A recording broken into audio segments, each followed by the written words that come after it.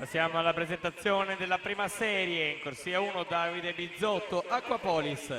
2 Francesco Fornasier, Arcanuoto. In corsia numero 3 Enrico Lazzarin, Arcanuoto. Corsia 4 Eric Wang, South African Team. Corsia numero 5 Alessio Zuccherato, Sporting Club Noale.